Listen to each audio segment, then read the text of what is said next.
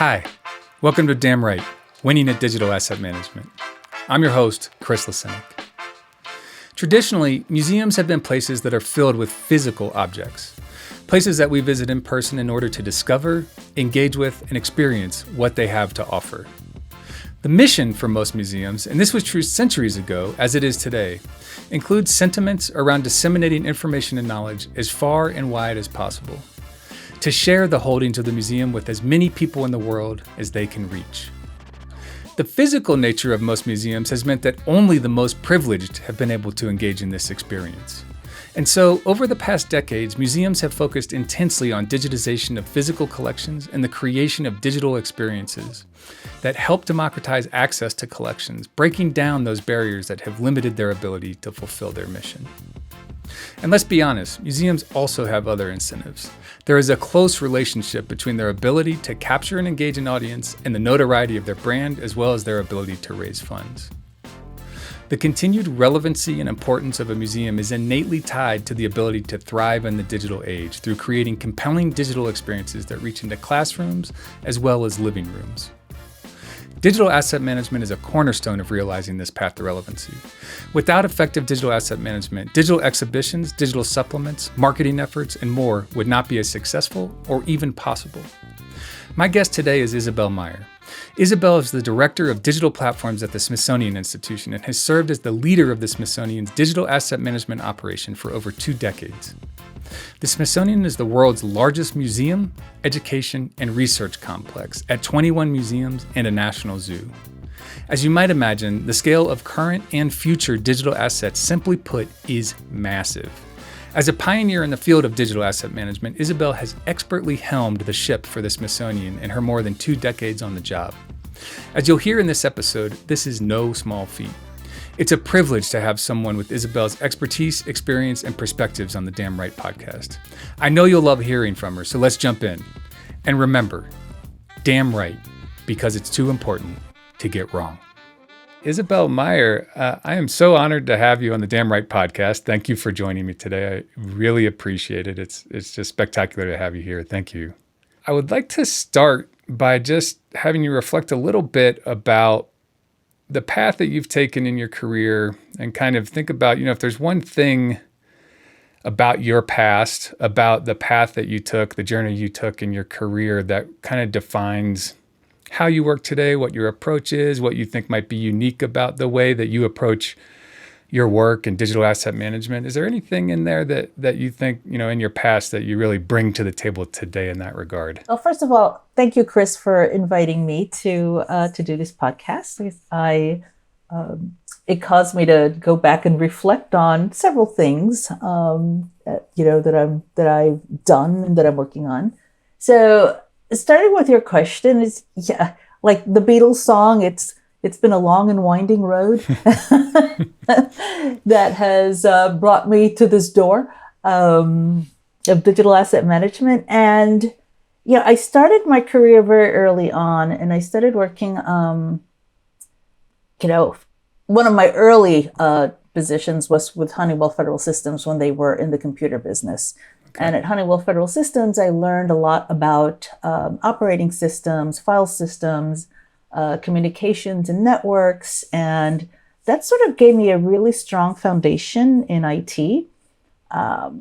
I then went on to work as a consultant for the State Department on machine-readable visas and passports, which was my first introduction to imaging, because it was, capturing images for passports and for visas and developing those workflows.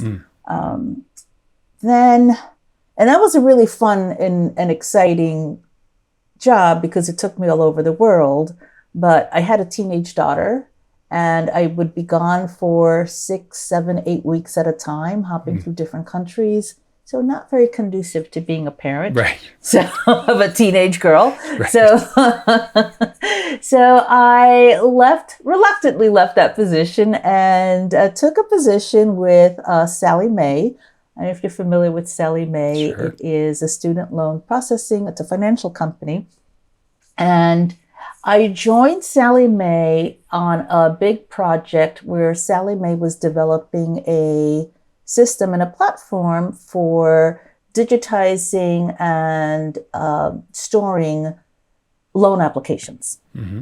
So loan applications, large scale, lots of paper, right? So high-speed scanners, processing through tagging,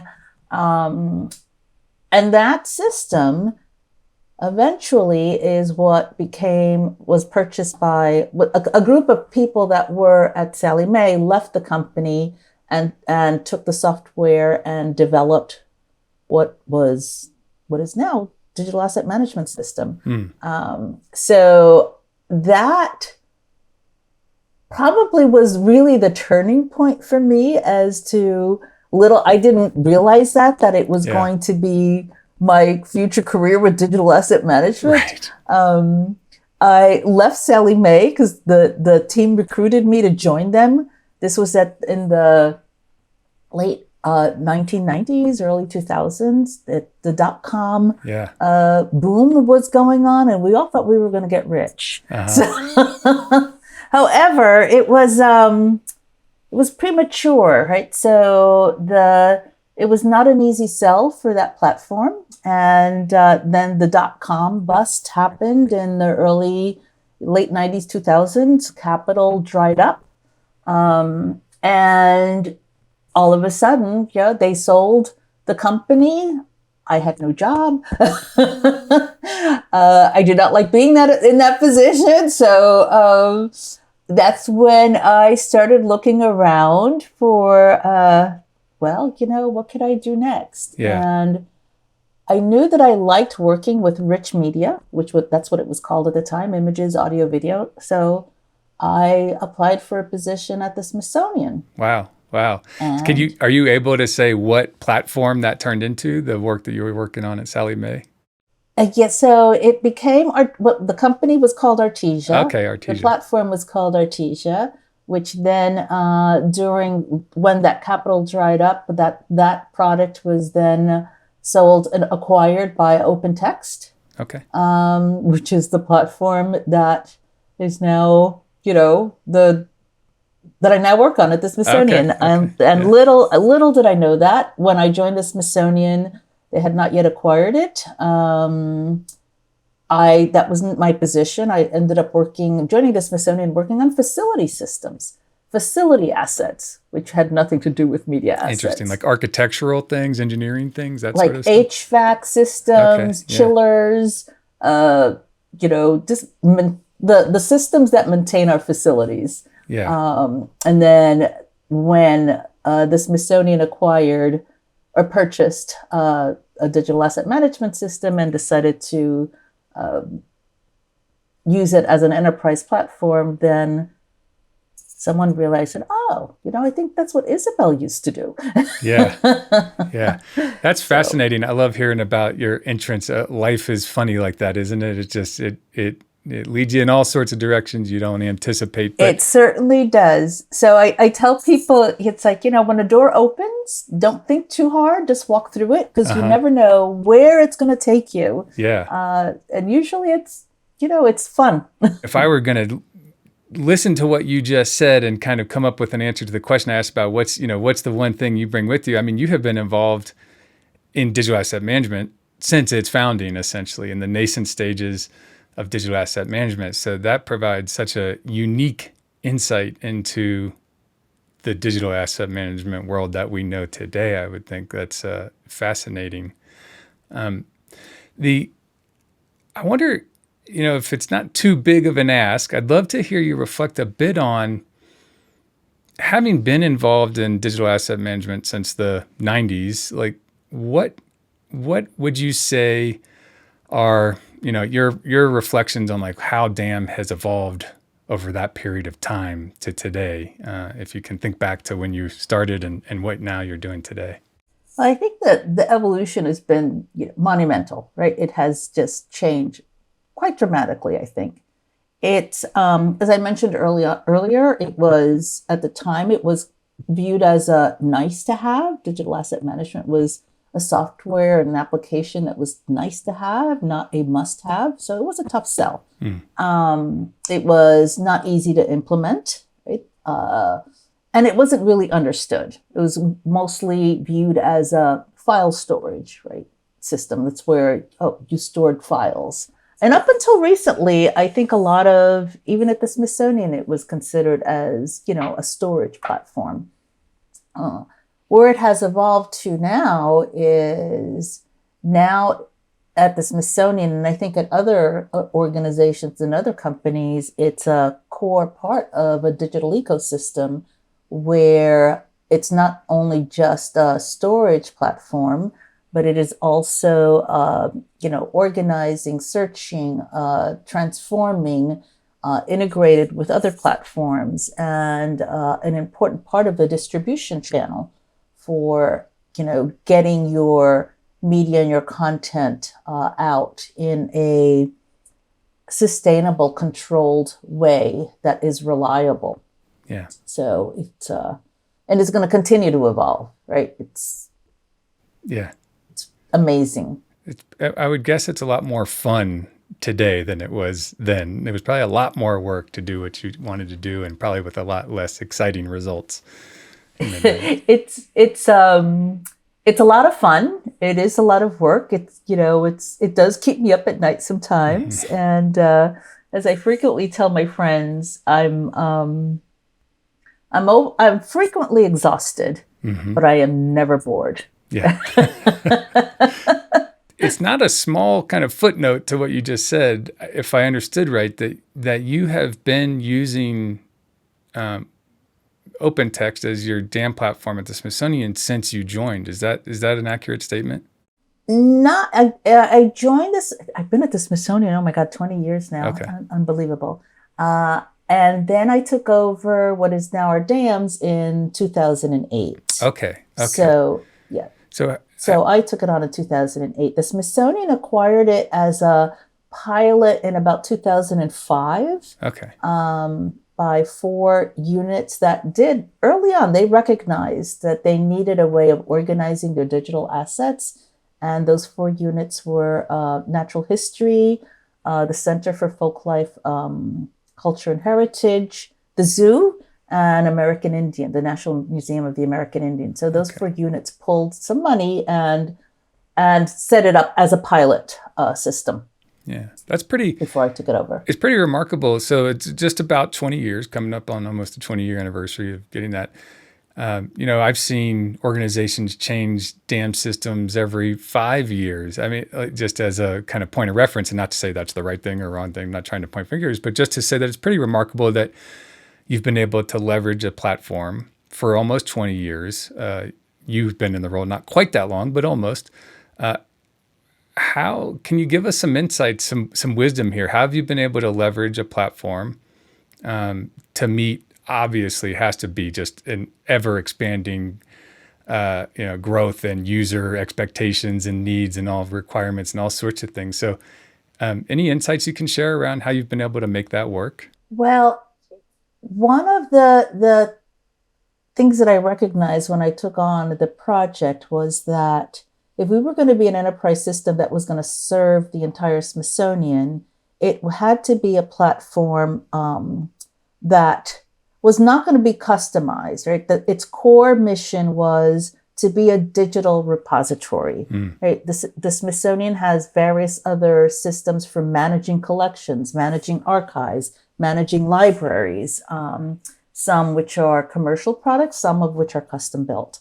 So, and those systems hold a lot of the metadata and the information about our collections and our archives. So I did not intend for the DAMs to replace those systems, but to be a sort of a partner, a supplement, to integrate. And the other piece that I think has led to the growth is recognizing that we had to partner with the units, with the Smithsonian community that created the assets, that manage the assets, that understood their collections. It's a quite a variety of content. Yeah. So over the years, it's become I view it as a collaborative partnership with the units. They identify their requirements, we listen, and we try to meet those needs and build tools around our dams that do not touch core product, right? I think that's one of the mistakes that a lot of organizations and communities make is if they customize a product and then try to build it to suit very specific needs, when it comes time to upgrade, it becomes very difficult because they either have to redo all those customizations or pay someone to redevelop those customizations. So we've avoided doing any customizations. And it sounds like that's worked well. Do you think have you seen a downside to that strategic approach or? Not yet.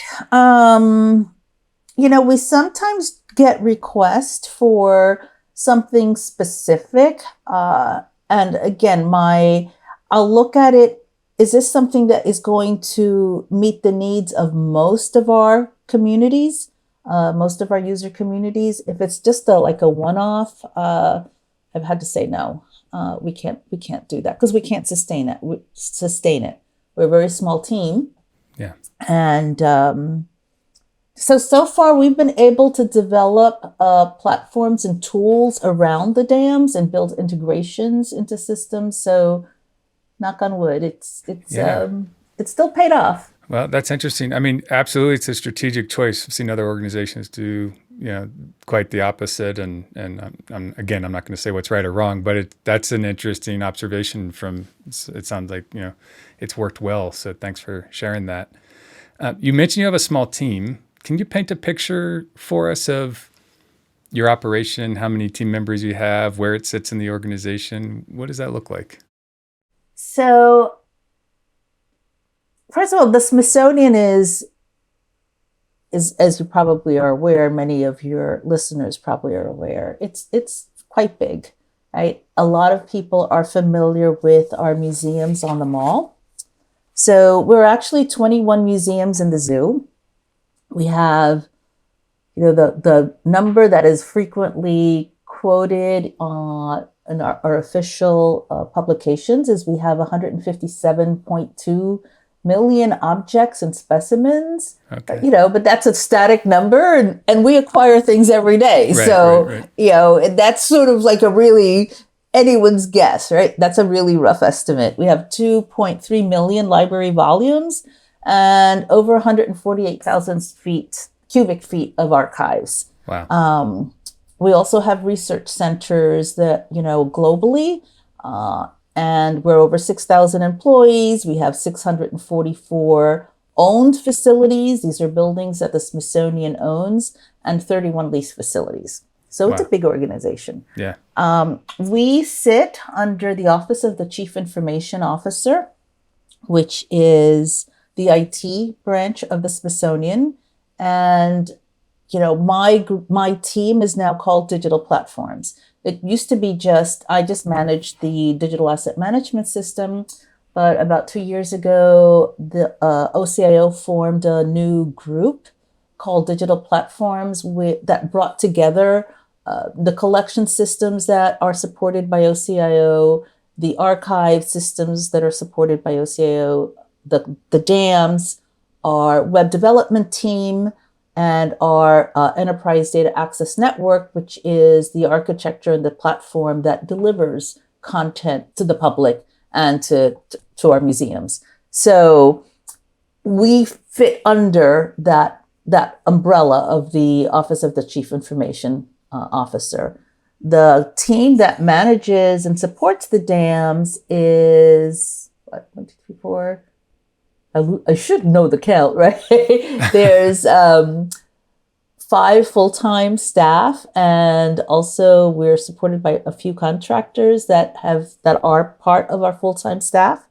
However, I think one of the things is because we're part of the IT organization, we do have a data center, and in the data center there's the staff that support our servers, our databases, our network. And we rely on those people a lot. So there's some maybe blurring of the lines in that you have quite a bit of support around the infrastructure side, but the DAM team is small. I mean, if you laid out the scale that you just laid out, that many museums, the zoo, all the facilities, all that stuff, and you just said, take a guess, throw a dart at a dartboard at how big the team is, I bet many people would be in the several dozens, not expecting under 10, I wouldn't think for sure. So that's pretty phenomenal. It's a small team, and they're amazing. I tell them we're small but mighty. Mm-hmm. They work very well together. And just like the system is integrated, right now, digital platforms is also becoming more integrated. I say it's all connected, right? Yeah. All of the digital ecosystem platforms and systems, they're all connected. Yeah. And the teams have to be connected, right? So. And how does the DAM interface with, relate to, many of the museums have their own libraries and archives, if not all of them. There's the Smithsonian libraries and archives. There's lots of, all the research data. I mean, the amount of research data that the Smithsonian produces is kind of staggering. It's phenomenal. It's one of the largest research institutions in the world. How do you think about the scope of what the DAM holds, who they serve, related to the entirety of what the Smithsonian generates with data and the amount of users and stakeholders that there are?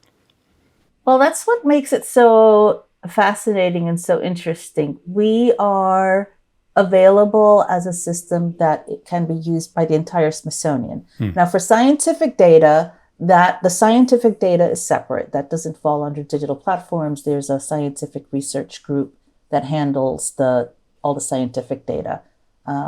But we handle just about everything else. Images, audio, video, from content from the archives, content from the collection system. So it's our biggest collection of holdings in our digital asset management system are what we call the digital surrogates. So these are the digital representations and images of our collection items.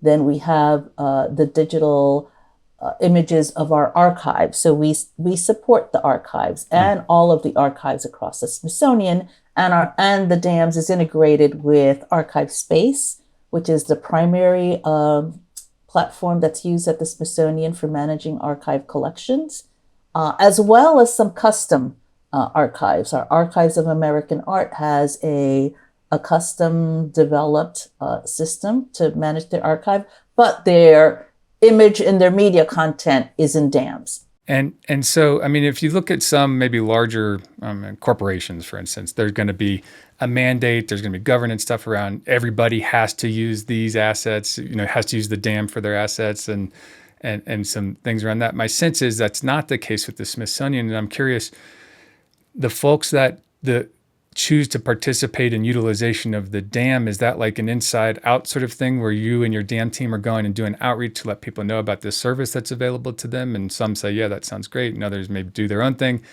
Or are people, knocking down your door to get in the DAM? What's that look like as far as how you're engaging across this gigantic organization?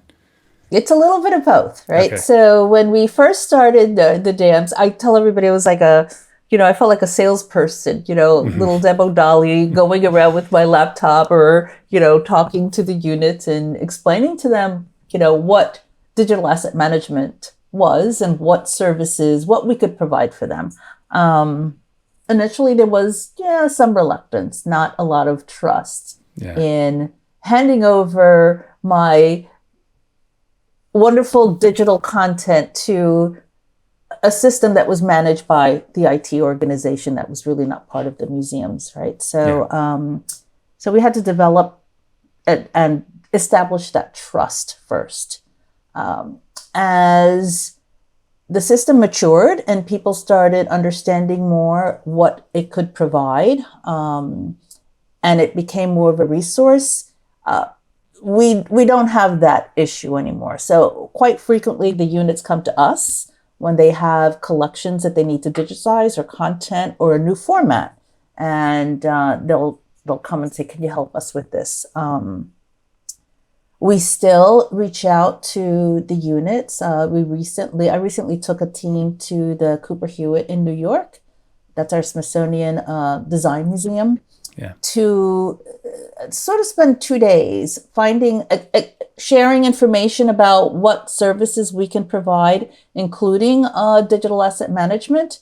Right, they're very familiar with it to some level, but again, things change, so a lot of functionality has grown. And also to find out from them, it's a two-way communication, right? What can we help you with? What are you planning? What's coming down the pike in the next year that we can offer, that we can help with? Right. And how do you, with the size of your team, I'd love to talk a little bit more about the division of roles and responsibilities. Like, what are the people on your team doing versus what a particular museum who's maybe, depositing content and using the system? Like, what are the roles and responsibilities of the people on your team versus the stakeholders that you're serving? So first of all, the people at the museums, libraries, and archives, they create the content, right? So they either they're digitizing their materials. They either do that through contractors or through our digitization program office that also supports digitization projects. Or sometimes they acquire things that are collections that are donated that are already in digital format.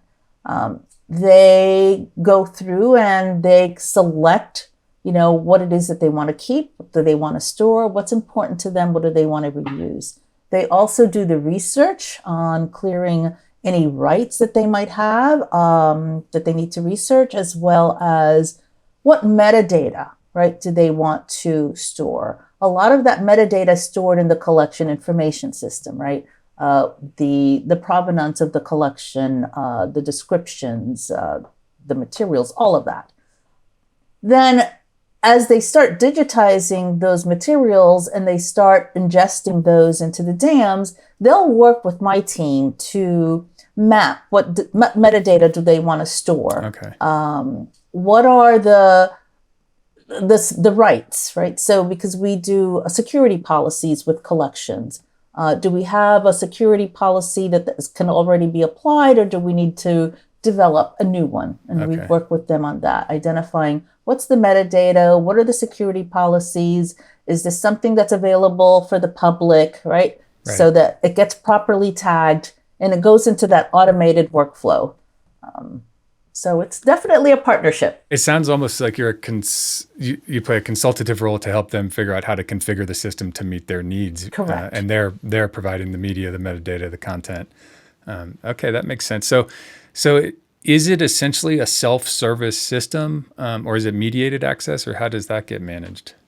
Again, that's also a little bit of both, right? Okay. So self-service in that we set up automation as much as we possibly can. That's the only way that we can support and scale to the level that we do.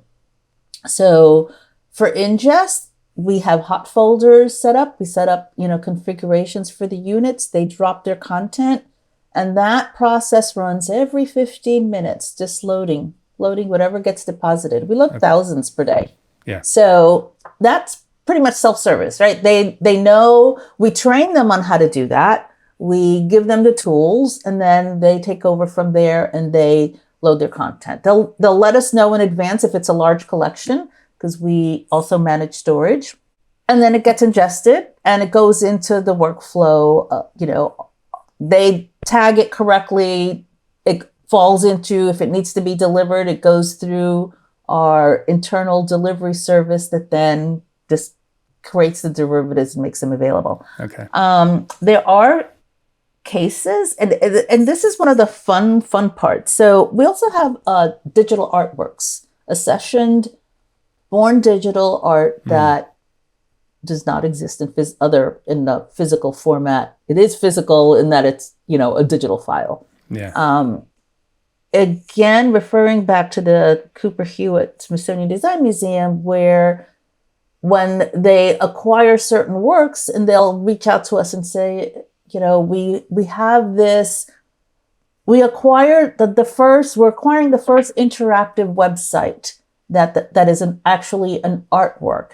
And we want to preserve it. Want to exhibit it. We're not sure how to do that, right? Can you work with us?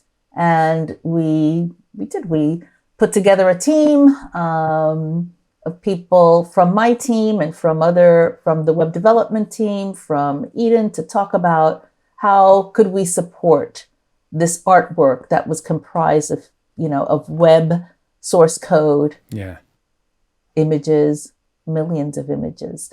Yeah, very, very interesting. That's fun stuff to dig into. Do you have feedback or requests for the Damn Right podcast? Hit me up and let me know at damnright@weareavp.com. Looking for amazing and free resources to help you on your damn journey? Let the best damn consultants in the business help you out. Visit weareavp.com/free-resources. And stay up to date with the latest and greatest from me and the Damn Right podcast by following me on LinkedIn at linkedin.com/n/C Lacinak. You mentioned preserving. I happen to know that the role of the digital asset management system over the years and its relationship to playing the role of digital preservation has evolved and shifted. Could you describe a little bit about the role of the digital asset management system related to digital preservation? Well, it started as a digital asset management system, right? And, one of the things that we also recognized early on was the value and the cost of digitizing this content. So it sort of became, we did not have a digital preservation system at the time. So I started looking at the digital preservation standards, ISO 16363, correct? That's right. Yeah. And the OASIS model for digital preservation, and started sort of category what can we achieve? Some things I knew we were doing and some things I knew we needed to improve on. So we went through an assessment of our dams and against the standard, and used that to communicate with the unit that we did have the architecture to do digital preservation. And I think that's something that I brought with me from Sallie Mae, right? And Sallie Mae, preserving financial documents where every, 18th of a penny, when its volume, it counts. So preserving money, building up those backups, building up that data integrity, keeping track of all that, and knowing that you can retrieve it at any time was crucial. Yeah. Right? So I sort of applied those same standards to our dams, right? So setting up all of that infrastructure, the replication, the disaster recovery, the backups, the analysis of the formats, the migration, and all into our digital collections, so that we, in essence, then became also a preservation platform. Yeah. So thinking about that, the implications to storage are huge, because you're not just, a lot of dams might be used for lower resolution proxies and things for access and things that might, make its way out onto the web and stuff, as opposed to the highest resolution versions of those things. In your case, because you are fulfilling a role of digital preservation, I assume that means you have some very, very large, high resolution files of all kinds of types. And it makes me wonder, just from a pragmatic perspective, how the heck do you budget what your storage is going to be on an annual basis? Because I imagine you just painted a picture for how many objects and all this stuff. And it sounds like the mode of engagement is pretty flexible, and you might have someone knock on your door tomorrow that wants to ingest petabytes, right? And maybe you did, and maybe you didn't budget for that. How do you manage that aspect of it? Very carefully. So I do an analysis of storage every year. So, and this is one of the areas where, again, I rely on our partners in IT. We have a Lanfan is amazing. She's our data scientist. She's a computer scientist, and she works with me very closely on evaluating storage platforms. We have migrated storage 3 times now. Okay. So we're currently on a Cumulo platform. Our repository is at 4.1 petabytes, so which is actually 8.2 petabytes because we replicate everything onto a disaster recovery pack. Yeah. So I will start looking. I'll look at what has our usage been in the past year. How much has it grown?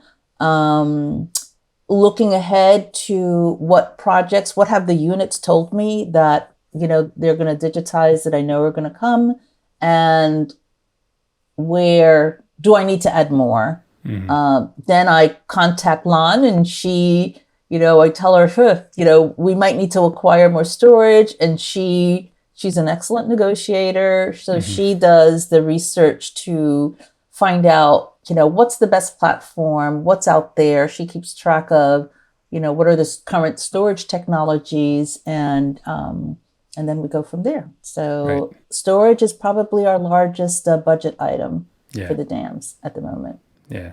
So it's a conversation. It's an ongoing conversation, it sounds like, and you just have to be flexible around it. Ongoing conversation. So who do you think of your users being? Is it the units? Is it the public? Is it some mixture of a variety of folks? Who are your users?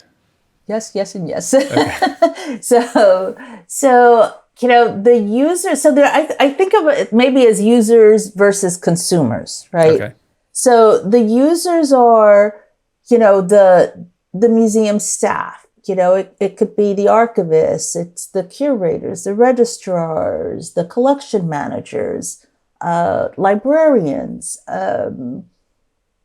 Then there's the web developers, our PR, our the people that manage our social content, right? That can access. So we have different levels of users, right? There's what we call the power users that are the managers, the digital managers at the units that are quite familiar with the system and do, the ingest and are familiar with the integrations. And then there's the read-only users that just want to come in and search to see, what's available that I may want to use in a press release or, a website or whatever, right? It's available for them to use. Then there's what gets delivered out to the public. Those are the consumers. If you, we have an open access platform website that makes our content available to the public. It's with absolutely no restriction. It's under CZ0 rights, which means you can download it. You can do whatever you want with it, right? All of that content, the images that are available through open access come from our dams. Okay. So, there's 2 sides. So that's an expansive set of use cases you're solving. Then because my next question was going to be like, what problems are you solving for them? But you just talked about marketing. You talked about archives. So you with this preservation and access use case. You talked about public. That's pretty tremendous. So it just seems like in every way you look at this, it's broad and deep. Like everything about the work that you do, which it's just, again, huge kudos to you for being able to grow this program into what it is today and have it be so successful. That's amazing. Thank you. How do you think about the mission of, mission goals, objectives of your operation? What are you looking at that's giving you some sense of where you're going, when you've been successful, how successful you've been, and that answers those sorts of questions for your dam operation? The Smithsonian's mission is the increase and diffusion of knowledge, right? So that is our core. And everyone that is a member of the Smithsonian, that works at the Smithsonian, holds that very, very dear, right? That's our mission. our 2022-27 strategic plan states, and I'm going to quote this so I don't get it wrong. Our content will reach people across the world on topics relevant to their lives through the lens of art, history, and science, with the Smithsonian serving as an interpretive guide. The plan has 5 focus areas, right? One is digital, right? And that focus area is that the goal is to ensure that every home and classroom has access to SI digital content. The second one is nimble, right? Work together to build a reliable and effective Smithsonian institution. The third one is be a trusted source, right? Fourth one is science, harness our expertise to elevate science in the global discourse. And the fifth one is education, to build and enrich a natural culture of learning, engaging with educational systems nationwide. I love this strategic plan. I love it because it almost seems like it was written with digital asset management at its core, sure right? Does. Sure does. Our digital content, make it available, work together, right? To be more nimble. We have to work together. We're working with our units. We're working across OCIO. We're working across digital platforms within the teams to become more nimble. And, being a trusted source, that is what we strive for, is to be a trusted source, both to our internal community and to our external users. Yeah. So I'm so glad you asked that question. So it's really couched. Yeah. I mean, so boy, it's, you don't have to do much work to get from the strategic plan of the Smithsonian to how that ties into your operation and work. That's nice when that alignment happens naturally like that. It's very nice. And it's also, that alignment also signifies the support from the top. Right. Yeah, from our secretary all the way down. It's recognizing the importance of digital and the role that it plays in the digital Smithsonian. Right. So that paints a very nice picture for today. Has that alignment always been there? How have you engaged over the years leadership in a time when maybe they weren't super into, I'm sure that a lot of what you described is kind of evergreen, the spirit of, that is what museums do, right? They're about getting kind of to people, but maybe it didn't paint such a rosy picture how it tied into digital asset management. How have you engaged leadership and kept them, shown them that this is a worthwhile value proposition to stay in the forefront in the years you've been doing this?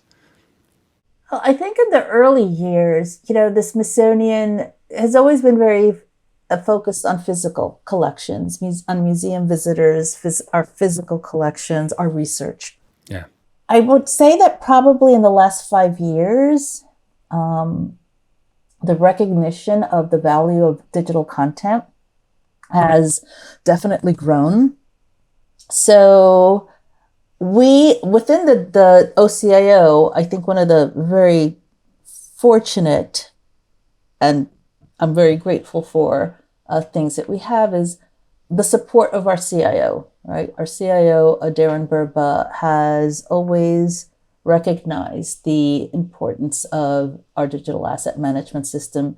And it has really been instrumental in helping in providing the funding and in communicating to upper management what the need is.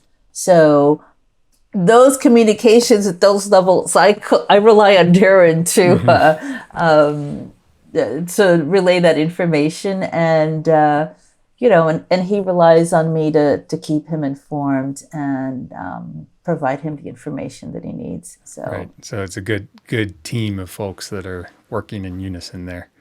I wonder if you could give some insight to people who have never had the opportunity to work in a museum, don't know what that looks like. What's the difference, do you think? What's unique about digital asset management in a museum environment versus maybe a digital asset management in a corporate environment or a nonprofit or something like that? Is that too unfair of a question to ask? Do you have insights into that? I think one of the surprising things that someone might discover is that even though the goals or the motivation of corporations or nonprofits and museums are different, right? The motivation in a corporation obviously is profit. You want to make money, and the way, especially with digital asset management, the way you make money is you have a brand and you want to ensure the integrity of that brand, right? Nonprofits, you're providing a benefit or a service to a specific population to serve a public need, right? Mm-hmm. Museums are very similar. I think people would be probably surprised to learn that museums have a brand. The Smithsonian Institution has a brand. We're very proud of that brand. Yeah. And we're very protective of that brand. So in a similar way, the ensuring that what gets out there is representative of our brand and is trustworthy is, about the same as a corporation, right? Just even though the motivation is different, we're not in it for profit. We're in it for, the public good. I wanted to ask you about a recent project that the Smithsonian has engaged in with the Getty, the Johnson Publishing Company project. I wonder if you could tell us about that, kind of maybe some of the origins of that and what's happening with that. Yeah, that's another really fun, just amazing project and opportunity that we're involved with, that I'm very proud to be involved with. So first of all, the Johnson Publishing Corporation or Company was founded in 1942 in the city of Chicago. And until 2005, it was a privately held company that produced iconic magazines like Ebony and Jet that were publications and radio and television programs that featured African American or Black American life and culture. Yeah. So they had amassed quite an archive of content of, images, photography, negatives, audio video recordings that represented African American life in contemporary in the 21st century, 20th century. So the archive was acquired when the company was went out of business, and it was at risk of being broken up. It was acquired through a consortium of the Ford Foundation, the J. Paul Getty Trust, and the MacArthur Foundation and the Mellon Foundation.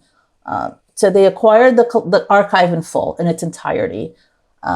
Then ownership of that archive was transferred to be shared between the Getty and the Smithsonian. So this is the first time, I'm pretty safe to say, that as each organization, that we've had to share a collection of this magnitude and size.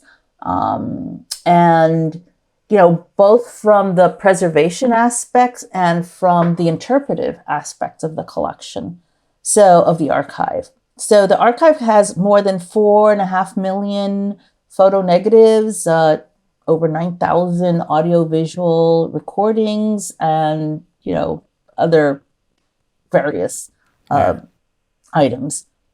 So what we first had to do was put together a team to look at how were we going to digitize, manage, preserve, this amazing archive.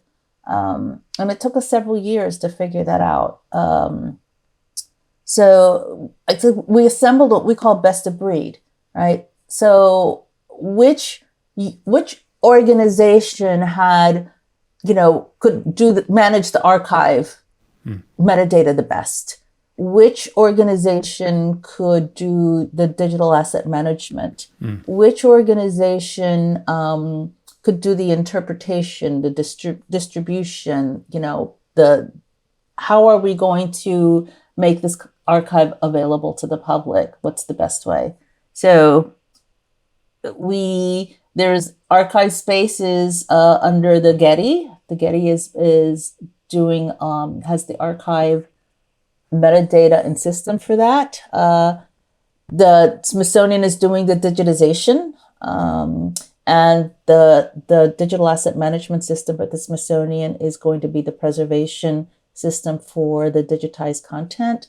The delivery goes out through our enterprise data access network to be shared between both organizations, and we're working through all that process right now. But it's a beautiful archive. It's been a really interesting project, working with the Getty, where even though we're two museums, we're different cultures, right? The Smithsonian, So we're very different cultures. So even adapting at the people level, how do we all work together has been a great learning experience. And is that under the auspices of any particular museum at the Smithsonian, or is this done at the institutional level No, it's at the National Museum of African American History and Culture. Okay. Is actually the museum that is going to hold the physical archive. Okay. So very cool. Yeah, that is an amazing and important collection. So I'm glad you asked that question, because it's not the Smithsonian, it's that specific museum that is working on that. Do you imagine that there's more of this down the line? I'm not asking you to give us any confidential information or anything, but I'm just wondering that it's just interesting that the two organizations collaborated in that way. I haven't seen that in many cases. So no, I think this is the first for both of us. And while there isn't anything specific, I would like to think that what we're implementing and what we're learning from this shared collection and collaboration with the Getty will pave the way for other similar type projects where we can share collections with other institutions or cultural heritage organizations. So I think it's going to open new doors that we haven't really explored yet. If you were going to look 10 years into the future, what's your vision for what the dam and the dam operation looks like? 10 years into the future is like even 5 years. It's just, it's a little overwhelming, right? Because if I know how much content has exploded, digital content in the past 5 years alone. So thinking 5 years as to what it's going to look like, some of the things that we're doing now, I never envisioned even like 2 or 3 years ago that we would be doing, right? So, or that we would be even discussing. Obviously, I think artificial intelligence and machine learning is going to come into play, but where I actually think the big growth opportunity is in accessibility and communications. And by communications, I mean translation of content into different languages, right? If we want to share more of our content, being able to support different languages and accessibility to expand that access is crucial. Yeah. So I think that's I think in 5 years, I would like to think that we have automated flows to make our content, accessible, to solve and making that content available to that community, and also to serving in other languages, in Spanish, Chinese, Yeah, that sounds very much in alignment with the strategic kind of plan you read earlier. So that makes sense. I'm going to shift here to our final question, which I ask all of our guests on the Damn Right podcast, which is totally unrelated to digital asset management, which is, what is the last song that you liked or added to your favorites playlist? My taste in music is pretty eclectic. Great. Love that. So I don't really have a playlist. I sort of create play radio stations I create them depending upon what my mood is or what I like. So I love dance. So tango music is one of my go-tos. And I recently found myself listening to a piece by Astor Piazzolla called Oblivion, which I think it's just absolutely gorgeous. Great. And I just got back from Texas for the eclipse. Right? Oh, cool. Right. Yeah, so that was cool, even though it was cloudy. But since I was in Texas, and I don't keep up with popular music very much, but I decided that I wanted to listen to Beyonce's Cowboy Carter album. I think that's what it's called. And thinking, I don't really know that much about country music. I don't listen to it that much, but it's all very popular. So maybe I should listen to it and see. I was so surprised. It's a great album. And Blackbird, to find, the That's song right. You mentioned Blackbird Beatles by earlier. Paul Yeah, McCartney on the album, because I would not have thought of that as cut, which is not. But I understand why she included it in that album, and I thought it was just a beautiful rendition. It is of that song. I mean, she did do a wonderful job with that album. Yeah, so she did. So I thought maybe you were going to say you tangoed underneath the eclipse, but that didn't happen. No, I would have loved to have done that, actually. I'll do that. I'll keep that in mind for the next one. I have a visual that looks beautiful there. Keep that in mind for the next one. Yeah. Well, Isabel, you're extremely busy. You've been very generous with your time. It's been such fun and a real privilege to have you on the podcast. So thank you for giving me the time to talk today, and I really appreciate it. And it's just been fantastic. Really, really love all the insights and contributions. So thank you. Well, thank you for the opportunity. It's been my pleasure, and I hope it's of benefit to your listeners. Do you have feedback or requests for the Damn Right podcast? Hit me up and let me know at damnright@weareavp.com. Looking for amazing and free resources to help you on your damn journey? Let the best damn consultants in the business help you out. Visit weareavp.com/free-resources. And stay up to date with the latest and greatest from me and the Damn Right podcast by following me on LinkedIn at linkedin.com/n/C Lacinak.